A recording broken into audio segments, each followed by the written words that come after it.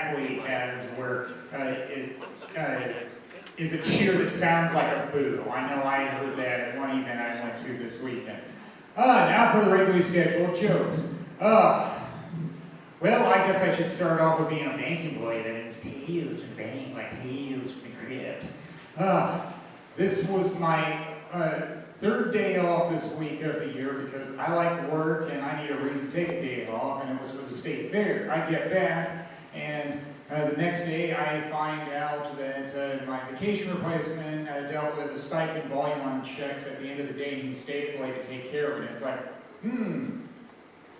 okay, I don't know how to respond to that. I mean, I'm usually the one that puts out fires and cleans up messes, not taking days off that much.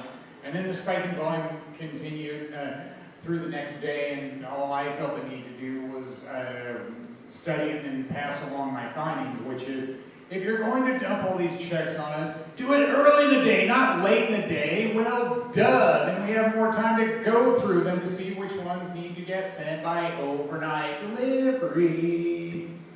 Because people get really PO'd if their checks aren't overnighted. I found that out before. Or we want a tracking number. And it's like, here's your damn tracking number. Oh. I like my work, but there's still some complainers that can make things annoying from time to time. I think people would say that about any line of work. All right. Yes, day off at the state fair. It works well to go on a weekday because the crowds are thinner, although with record attendance, I guess it was hard to tell if the crowds were any thinner at this time. But I attend with a dude that I know from Meetup. Not a lot of friends I've met from Meetup, but I've met this dude. He likes his beer, and it's like, well, there's nothing wrong with that. I drink a little beer too.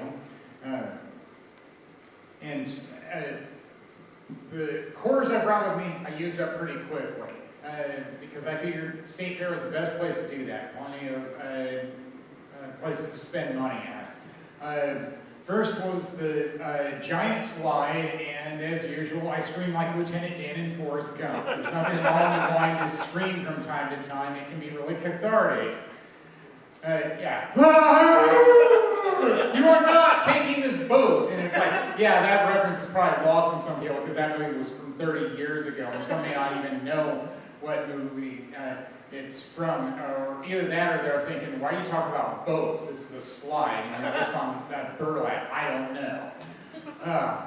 And then the other place where I used up quarters was the all-you-can-drink milk place. And I don't know if I've been to that one before, but yeah, it was worth my while to go over there because they said, well, we have white milk and we have chocolate milk. It's like, all right, I'll have one and I'll have the other. And it's like, yeah, that'll do me for a while. And I didn't have cereal in the morning, which is when I normally have milk, so I guess that filled the void. And I like art, and there's plenty of art available there. I went to the crop art, and I like Charlie Brown and Snoopy, and they have plenty of that, except it's still a reminder of there's more to the comic strip than just Snoopy. I get it. Snoopy has a lot of fun and doesn't deal with real issues like the kids do.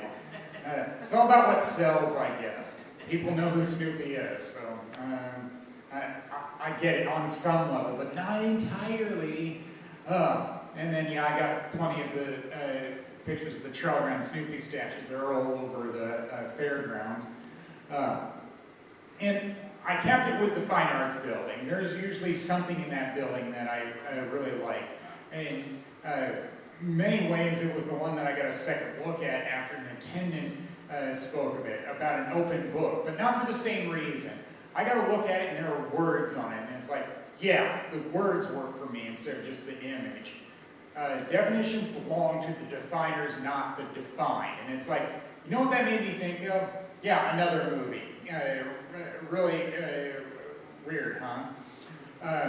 There's a subtitled line in the movie Wayne's World when Wayne is talking to his lady friend in Cantonese, her native language.